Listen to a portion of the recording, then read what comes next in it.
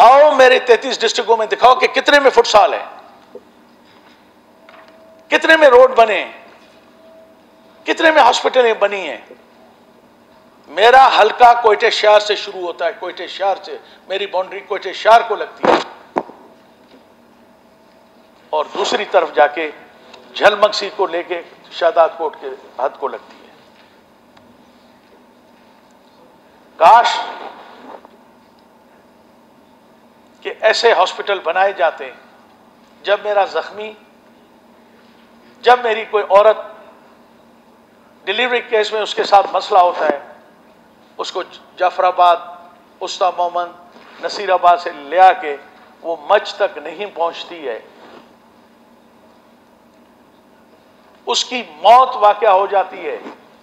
सिर्फ एक औरत नहीं, दो की, जो पेट में वो बच्चा जन्म देने वाला होता है, जन्म देने वाली होती है या होता है, वो भी उसके साथ मर जाता है। मामूली एक्सीडेंट के केसेस में जब वहां से हम लाश अपने जख्मी उठाते हैं 52 डिग्री में, सर वो भी कोयटे तक नहीं पहुंचता। काश के ये छोटे छोटे परिंदे जो हमारे हाथों में हैं, इसकी प्लानिंग की जाती, पूरे बलूचिस्तान के वसाइल को और मसाइल को देखा जाता। एक लसवेले में तो 12 अरब रुपए इस्तेमाल हुए हैं। और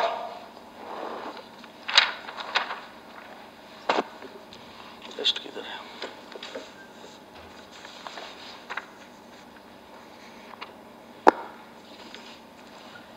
मेरे डिस्ट्रिक्ट में शायद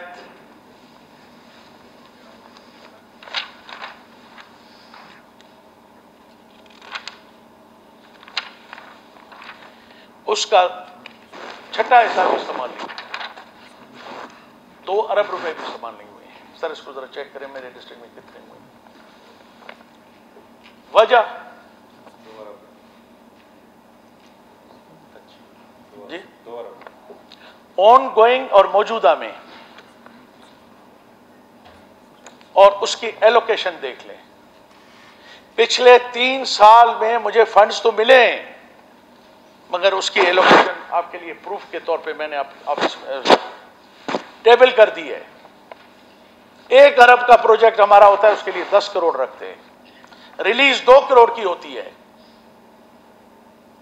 मैं हूं, जाम साहब तो जाम साहब हैं, शायद प्रिंस मोहम्मद जब अगली दफा वजीर आला होंगे बलूचिस्तान के,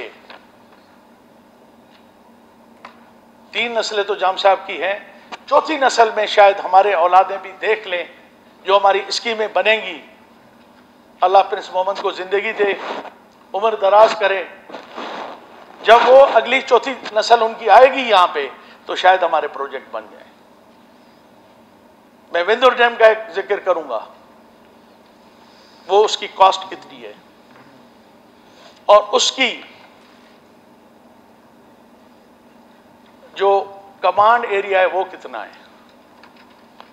मैं बात करूंगा बोलान डैम की, जो लेट 50s में बना था और वो अयूब खान के दौर में बना था। सिर्फ 2 डैम बने थे पूरे बलूचिस्तान में, मगर बदकिस्मती से हमारी करप्शन, हमारी नाअहली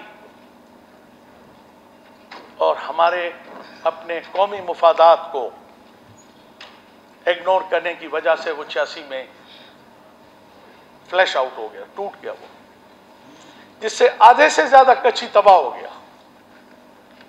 और इसी डैम के पानी ने जाके हमल लेक और लाड़काने में तबाही मचाई, वो आज तक नहीं बन सका। पिछले साल मेहरबानी करके एक एक दरवाजे पे जाके हमने हाथ फैलाया कि खुदा के वास्ते इसमें एक फ्लड में उस वक्त 37,000 एकड़ जमीन आबाद होती है, और आखिर में यह होता है कि ये पानी कच्ची से गुजर के लाड़काना जाके मंशूर लेक में और समंदर में जाके गिरता है, और यहाँ के बासी, यहाँ के लोग इस नेमत से महरूम रहते हैं। इसके टूटने से पहले आप उस पूरी डिस्ट्रिक्ट को देख लें, उसका रेवेन्यू कितना होता था, उसकी इनकम कितनी होती थी और कितने हजार लोगों को रोजगार मिलता था। सर एलोकेशन तो हुई कोई 1 अरब के करीब, 1.5 अरब का प्रोजेक्ट था। उस साल उन्होंने कहा हम आपको 1 अरब देंगे। एलोकेशन जो है वो 20 करोड़ की हुई।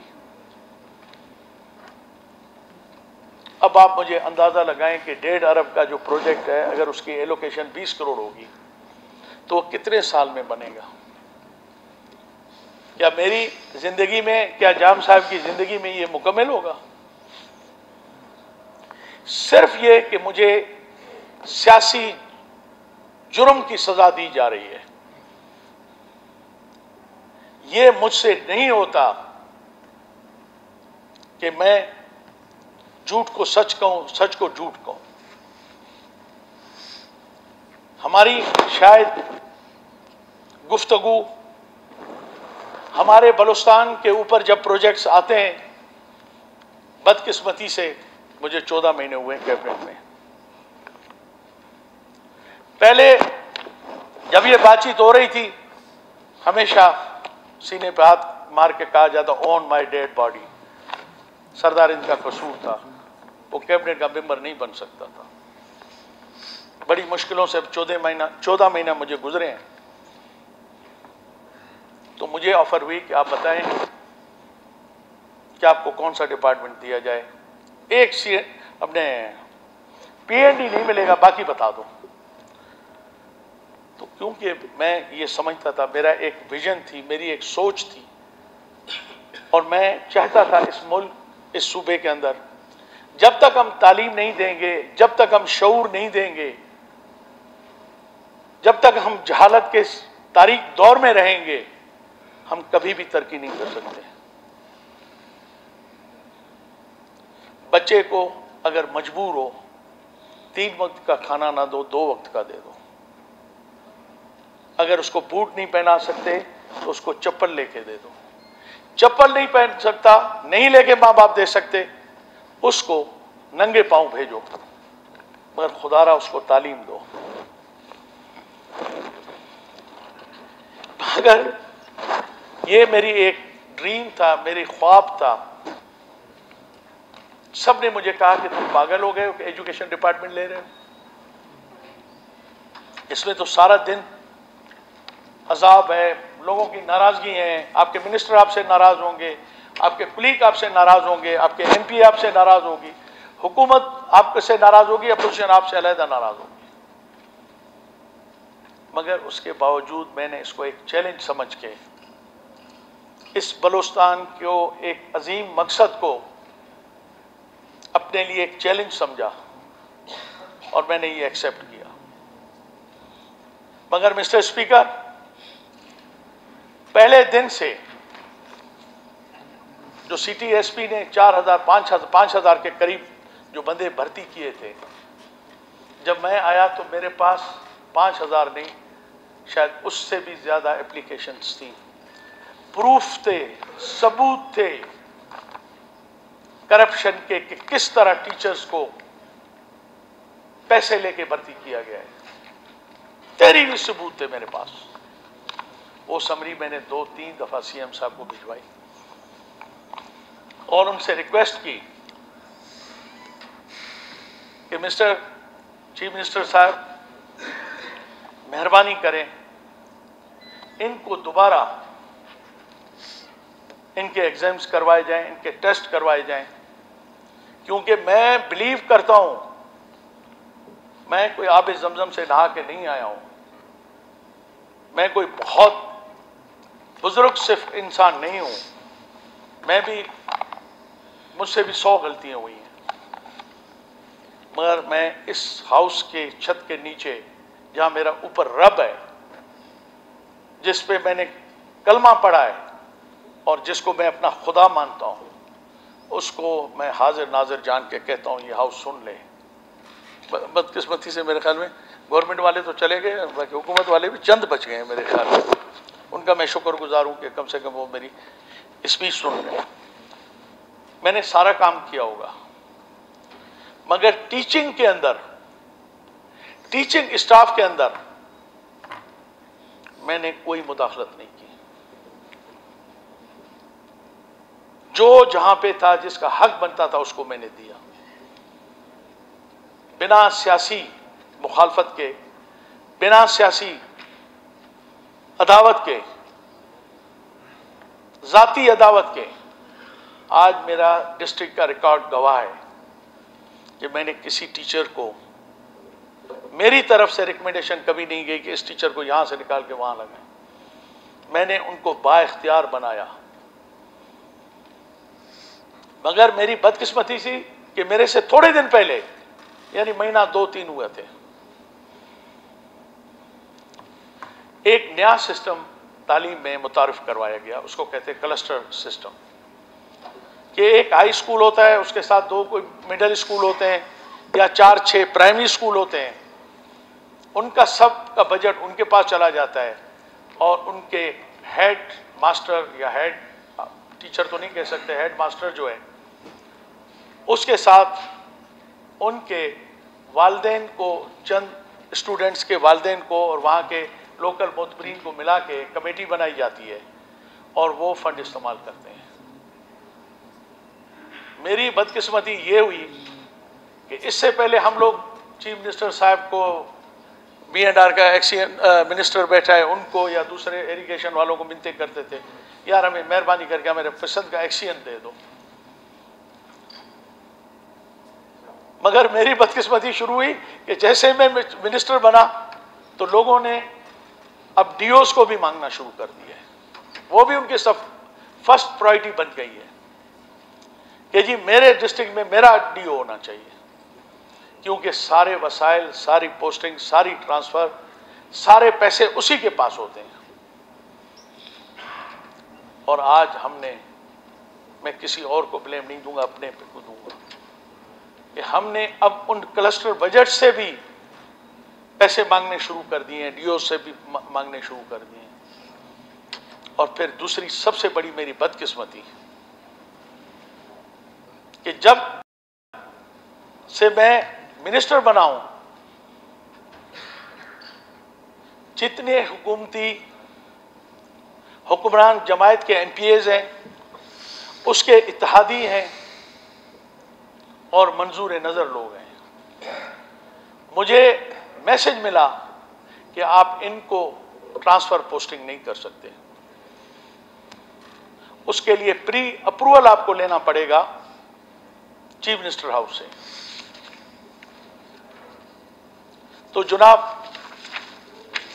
बाकी चंद अपोजिशन के लोग रह गए थे या कोई यतीम एक आधा एमपी रह गया था, और वो इख्तियार भी मिनिस्टर का नहीं है, वो इख्तियार भी सेक्रेटरी का है। हम किसी को खिलाफ ना उसको ट्रांसफर कर सकते। 7 डिविजनल डायरेक्टर हैं, उठा के रिकॉर्ड देख लें कि आज तक कितने ट्रांसफर हुए हैं। जिसका भी हम फाइल मूव करते हैं, आगे से ऑब्जेक्शन लिख के वापस आ जाता है कि ये नई समरी भिजवाएं। सर फिर दूसरे भिजवा देते हैं, वो भी काबिल कबूल नहीं होती, और फिर हम परेशान हो जाते हैं कि यार पाकिस्तान में 22 करोड़, फिर बलूचिस्तान 1 करोड़ 20 लाख, इतने हम कहां से फरिश्ते ढूंढें, किधर से हम लाएं? क्योंकि हमने विद इन एजुकेशन डिपार्टमेंट हमने वो लोग लगाने हैं। सालों से लोगों के प्रमोशन रुके हुए थे। ये भी हमें फख्र है कि 18 से 19, 19 से 20, 20 से 21 हजारों लोगों को हमने फाइनेंस की मिन्नतें करके, ये बैठा हुआ है, मैं इसकी तारीफ नहीं करूंगा कि पता नहीं कल मेरे साथ बैठे हो या ना बैठे हो, इन जैसे लोगों को पीएनडी को मिन्नतें कर करके हमने उनकी फाइल मूव कराई और उनके प्रमोशन करवाए, ताकि हमारे पास लोग हों, ताकि हम उनके मुतलका उनके ग्रेड के मुताबिक उनको वहां लगा सकें। ये तो ही हमारी एजुकेशन की। जनाब, दूसरी मैं एक फाइल लेके आया हूं जिसका, क्योंकि मैं तो ये फाइल वर्क से इतना वाकिफ नहीं हूं,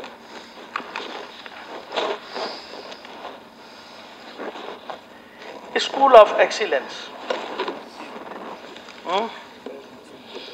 ये शायद नहीं।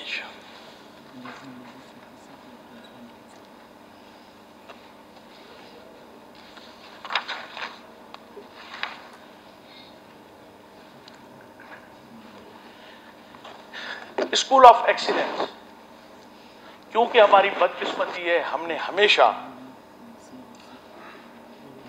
एजुकेशन डिपार्टमेंट को वो हैसियत और अहमियत नहीं दी जो हमें देनी चाहिए थी।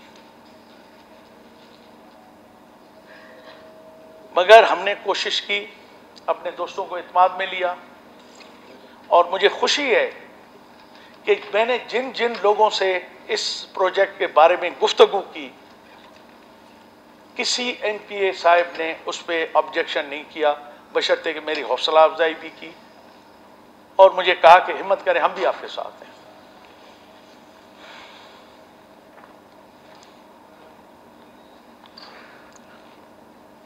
महकमा सेकेंडरी एजुकेशन, सर हमने एक समरी मूव की चीफ मिनिस्टर साहब को कि सर 33 डिस्ट्रिक्ट्स है, ये नए डिस्ट्रिक्ट भी जो बने हैं शायद, आई एम राइट, हम बिना तमीज, बिना कि ये अपोजिशन में है, ये हुकूमत में है, ये मेरा दोस्त है, ये मेरा मुखालिफ है, हर डिस्ट्रिक्ट में हम सेंटर ऑफ एक्सीलेंस, ऐसे स्कूल हम बनाएं जो इंग्लिश ग्रामर स्कूल्स हों, उनके टीचर्स को हम स्पेशली ट्रेन करें और उनका इंतखाब हम पब्लिक सर्विस कमीशन से करवाएं। दो मकसद हमारे हल हो रहे थे। एक तो हमारे बच्चों को हजारों की तादाद में नौकरियां मिल रही थी, दूसरा हम ये कर रहे थे कि जो बजट CAW बना के देती है, कॉस्ट बना के देती है, उससे 50% से भी हमने कम किया। उसकी वजह क्या थी कि हर डिस्ट्रिक्ट में जो डिस्ट्रिक्ट हेडक्वार्टर के अंदर सबसे अच्छा हाई स्कूल होगा उसका हम इंतखाब करेंगे, उसके लिए हम जमीन नहीं खरीदेंगे, क्योंकि सबसे ज्यादा पैसा इस वक्त जो खर्च आता है कोई नया स्कूल बनाने के लिए, वो स्कूल की जमीन के लिए आता है। अब डिस्ट्रिक्ट्स में जमीनें बहुत कम बच गई हैं, अगर हैं तो वो उनकी लोकेशन सही नहीं है। हमने फिर क्या किया कि हम 41 डिव के साथ मिलके, 12 कोर के साथ मिलके हमने उनको कहा कि प्लीज आप हमारी हेल्प करें, बगैर किसी मुआवजे के आप हमारी मदद करें। हम अपने लोग देते हैं और आप आर्मी मिल के हमारे साथ जो डिस्ट्रिक्ट में सबसे बेहतरीन स्कूल है और उस पर कम से कम पैसा खर्च हो सकता है, उनकी आप हमारे साथ निशानदेही करें, ताकि कल हम पे कोई इल्जाम ना लगे। और उसके अलावा 1000 बच्चा एक स्कूल में एक वक्त में पढ़ सकता था। 33,000 स्कूल का मकसद 33,000 बच्चे आपके एक वक्त में पढ़ सकते थे। फिर पूरे पाकिस्तान में सिर्फ एक गर्ल्स कैडेट कॉलेज है, पूरे पाकिस्तान में। हमने कहा हमारे पास 7 डिवीजन है, हर डिवीजन हेडक्वार्टर में एक गर्ल्स कैडेट कॉलेज हम बनाना चाहते हैं, और उसके अंदर हमें एक तरफ से कोर हेडक्वार्टर से रिक्वेस्ट आई कि हम वेदर हमारे लिए बहुत इंपॉर्टेंट है, हमारे लोग आ रहे हैं, बाहर से लोग आ रहे हैं, चीजें आ रही हैं, तो उनको हमें दिखाने के लिए भी और ग्वादर शहर को एक्स्ट्राऑर्डिनरी डेवलप करने के लिए आप मेहरबानी करके ग्वादर को अकेला एक स्कूल भी रेजिडेंशियल कॉलेज भी दे दें। तो 7 हमारे डिवीजन थे, अभी शायद ये 8वां, इसका अभी 7 हमारे पास उस वक्त डिवीजन थे, 8वां हमने ग्वादर को एक्स्ट्रा एक रेजिडेंशियल कॉलेज दिया। तो आप इससे अंदाजा लगा लें कि ये इसमें यारमंग की कोई चॉइस नहीं थी, कोई सियासी उसमें मुदाखलत नहीं थी। कोई ये फैसला नहीं था कि डिस्ट्रिक्ट कच्ची के अंदर स्कूल कहां बनेगा। अगर डिस्ट्रिक्ट कच्ची में स्कूल बनना है तो वो डाडर डिस्ट्रिक्ट हेडक्वार्टर में बनेगा। अगर तुर्बत में बनना है तो तुर्बत सिटी के अंदर वो बनेगा। अगर डिविजनल गर्ल्स कॉलेज बनना है तो डिवीजन के हेडक्वार्टर के अंदर बनेगा। उस पे अगर आप चाहें तो ये पूरी समरी है। हमने बाकायदा उसके लिए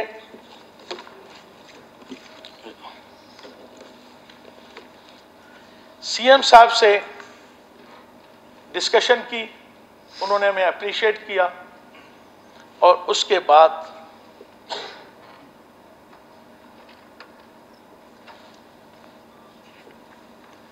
उनकी कौन सी कमेटी होती है आपके, डेवलपमेंट कमेटी होती है, प्रोविंशियल डेवलपमेंट, PWP के अंदर हमने उसको पेश किया, उस पर डिस्कशन हुई।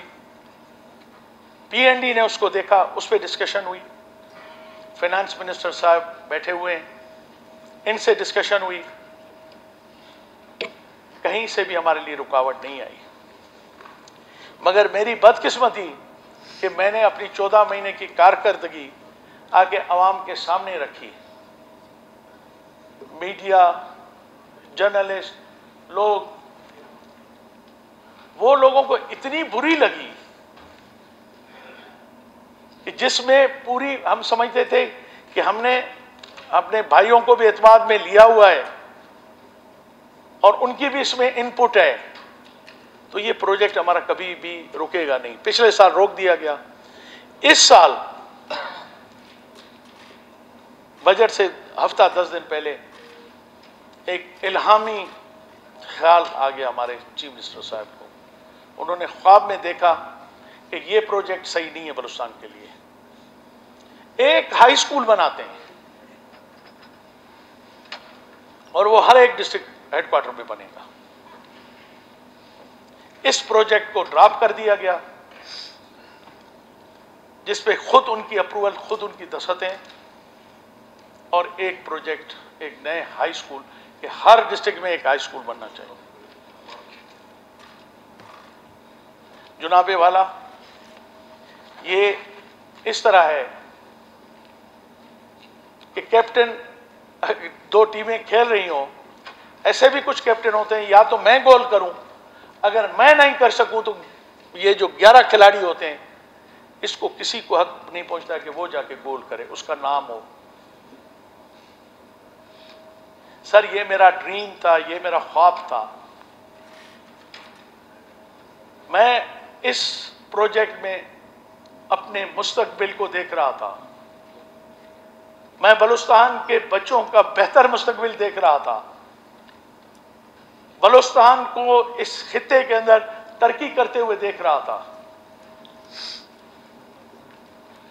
मगर इसलिए इसको ड्रॉप कर दिया गया कि ये क्रेडिट यारमन के पास क्यों जाए। बाकी हर चीजें हम बर्दाश्त करते रहे कि यारमन कोई DO भी ट्रांसफर नहीं कर सकता, डायरेक्टर भी ट्रांसफर नहीं कर सकता। हर समरी पे 4 क्वायरीज लगा के वापस भेज दी जाती है।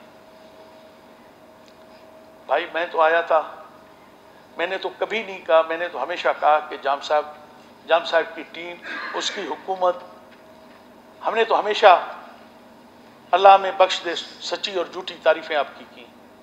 मगर बिल्कुल इसलिए कि एक आदमी काम क्यों करता है और वो एजुकेशन पे क्यों करता है, बलोचों के बच्चे क्यों पढ़े, बच्चों का बलूचिस्तान का मुस्तकबिल बेहतर क्यों हो।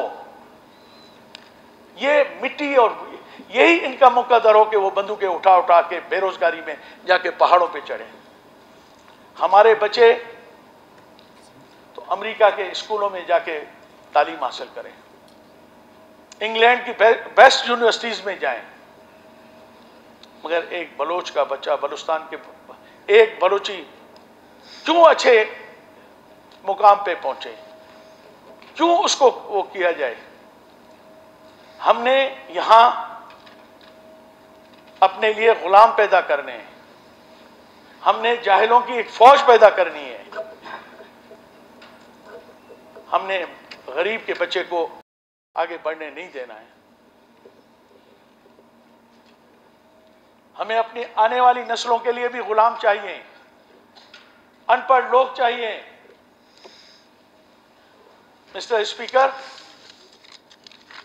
आज सिर्फ ये तो मसला था एजुकेशन का।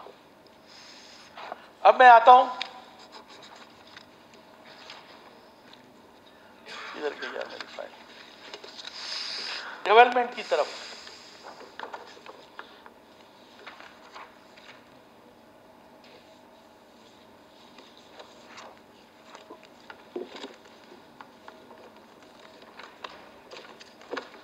जितने मेरे मेगा प्रोजेक्ट थे, एलोकेशन उठा के देख लें। सर शिगिंदा दम में मेहरबानी कर ये तने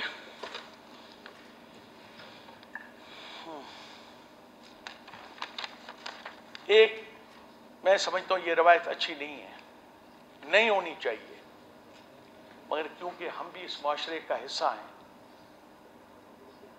हम भी इस सिस्टम का हिस्सा हैं। ये अगर बजट सिर्फ जरूरियत के मुताबिक बनता, हलकों की नीड्स के लिए बनता, बलूचिस्तान के अवाम के लिए बनता, तो हमें कोई इतराज नहीं था। मगर जनाब, ये जो एक दावा, एक नारा है, वो कलंदरी हो क्या मस्ताना वो लगाए जाते हैं कि बलूचिस्तान के एक एक कोने के अंदर हम बराबरी की बुनियाद पे तरक्की चाहते हैं।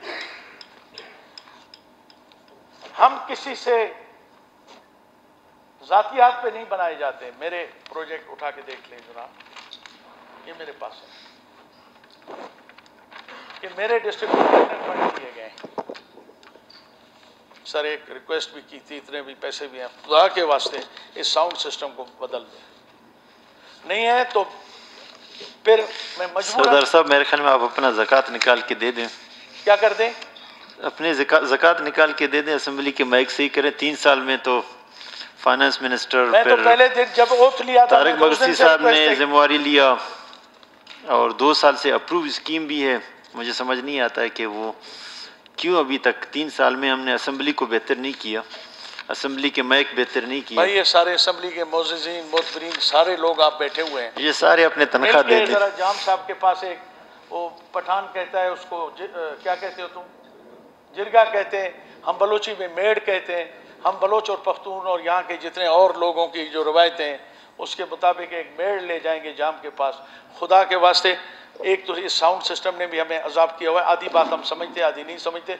खुद CM साहब की भी यही हालत है।